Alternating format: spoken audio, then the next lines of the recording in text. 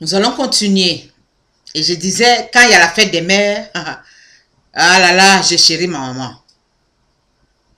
Parce que ma maman, je ne peux pas cacher ma vie, je le dis très souvent. Quand tout allait mal entre son époux et elle, et quand, comme les hommes sont souvent très vite démissionnaires, il a démissionné. Maman avait à cette époque-là très jeune, elle pouvait aller refaire sa vie, mais c'est assise pour nous élever. Et chacun de nous est allé à l'école, chacun de nous a une éducation qu'il faut dans la misère. Je ne peux même pas dire dans la pauvreté, mais dans la misère. Aujourd'hui, je fais cette vidéo pour ma tendre et grande femme de ma vie que Dieu m'a donnée, c'est ma maman.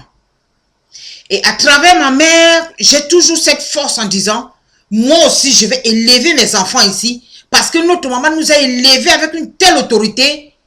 Elle nous disait tout le temps, si je suis très souple avec vous, vous êtes si têtes que je dois élever, je ne veux pas voir parmi vous des prostituées, ou des marginaux, ou des voleurs, ou je ne sais pas quoi, des pickpockets. Mais je vais vous donner une éducation. Regardez un peu cette femme-là. Elle était capable de nous jeter, hein, et aller refaire sa vie. Elle était jeune encore. Mais notre maman, elle nous a tous regroupés. Elle nous a attrapés comme la mère poule. Elle nous a couverts avec sa maman qui n'est plus de ce monde aujourd'hui, ma grand-mère. Je tire chapeau à ces deux femmes-là. Ah non, Dieu nous a bénis. Notre grand-maman étant le pilier de sa fille, elle n'a pas jeté sa fille au dehors pour dire, comme ton mariage a été gâté et que ton mari t'a jeté, moi aussi je te jette. Elle a repris sa fille. Elle dit, viens mon enfant, on va élever ces enfants-là ensemble. C'est ça que nous sommes aujourd'hui. Et parmi nous, quand tu nous vois dans la famille, quand tu nous vois, nous sommes une famille bénie. Parce que chacun de nous est sorti. Et chacun de nous a une éducation. Et chacun de nous a une vie. Et on est en train d'éduquer nos enfants aujourd'hui. Et demain, cette famille va fleurir encore et encore et encore. Je dis merci à Dieu de m'avoir donné une telle mère. Parce que quand je regarde ma maman, je dis, oh Dieu, qu'est-ce que j'ai fait? Mais ma maman, elle est pour moi, vraiment, je ne sais pas, un don venu du ciel. Parce que pour trouver des mères comme ça, là, aujourd'hui, on n'en trouve pas. Mais cette femme-là, à cette époque, elle n'était pas instruite. Ma maman n'est pas partie à l'école. Elle a été seulement dans l'école des religieuses qui l'ont élevée. Et on l'a apprise à faire la couture, des trucs comme ça. Mais notre maman a travaillé en arrache-pied, nuit et jour, pour que nous puissions aller à l'école. Et pas dans n'importe quelle école. On était tous inscrits dans les écoles privées catholiques. Et nous avons été bien éduqués. Alors, vous les parents là, qui démissionnez et vous laissez vos enfants qui jettent les enfants dans la poubelle, Dieu va vous demander les comptes. Dieu va vous demander les comptes. Ma maman, à chaque fois que nous faisons des enfants, même si ce n'est pas dans les normes, elle nous regroupe tout le temps. Parce qu'elle sait ce que sa mère a fait pour elle. Elle me dit toujours, ma fille, ce sont tes enfants qui seront ton bonheur demain. Je vais t'aider à te les élever. Parce que ta grand-mère aussi a fait autant pour moi. Frères et sœurs, je parle aujourd'hui et je suis vraiment outré. Parce que les parents qui démissionnent aujourd'hui en laissant les enfants, tuer la vie, le Seigneur n'a pas dit cela. Et le Seigneur, on continue ici en disant, ceux qui reconnaissent l'autorité du Seigneur ne se posent pas à ce qu'il dit. Ceux qui aiment vivre comme il le demande, ils cherchent à lui plaire, ils se nourrissent de sa loi. Ceux qui reconnaissent l'autorité du Seigneur sont disponibles pour lui. Devant lui, ils reconnaissent leur tort. Plutôt de tomber au pouvoir du Seigneur, disent-ils, que de tomber sous le pouvoir des hommes, car sa bonté n'a pas d'égal que sa grandeur. Mieux vaut que je tombe sous le pouvoir du Seigneur que de tomber sous le pouvoir des êtres humains. Mais quand on est fautif, on doit reconnaître notre petitesse devant Dieu. On doit reconnaître notre petitesse devant Dieu. Nul n'est juste dans ce monde et Dieu le sait. Mais il nous dit ici, si tu reconnais l'autorité du Seigneur, tu ne dois pas s'opposer à sa volonté. Tu ne dois pas t'opposer à sa volonté. Et ceux qu'il aime vivre comme il le demande, Ils cherchent à lui plaire et se nourrissent de sa loi. Et ceux qui reconnaissent l'autorité du Seigneur sont disponibles pour lui. Ceux qui reconnaissent l'autorité du Seigneur sont disponibles pour lui. Et comme je disais, il y a des moments où les gens disent, oh moi, de toutes les façons, je vais faire ceci, je vais faire cela. Et tous les jours, ils sont devant les bancs de l'église. Mais quand ils sortent dans les bancs de l'église, ils s'en vont faire autre chose. Parce qu'ils se disent que Dieu, il est au ciel. Hein. Qu'il y a des gens, quand ils veulent un peu expliquer la violence qui se trouve aujourd'hui, surtout dans nos pays africains, ils se disent, oh, Dieu a donné la terre aux hommes et puis le ciel, c'est pour lui. Donc, il ne contrôle rien. Oh, on est là. Si on se lève un dictateur, on tue tout le monde, Dieu ne va rien faire.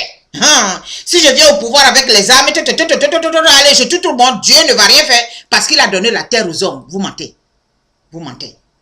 Parce que Dieu, il contrôle tout. Il est là-haut dans le ciel, mais il regarde ici en bas.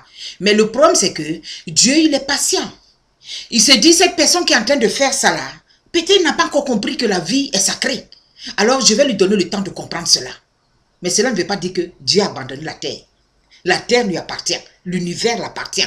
Alors, vous qui êtes là et que vous prenez des décisions, vous dites que vous êtes devenus les dieux maintenant, que vous avez le pouvoir de vie ou de mort sur la vie de quelqu'un.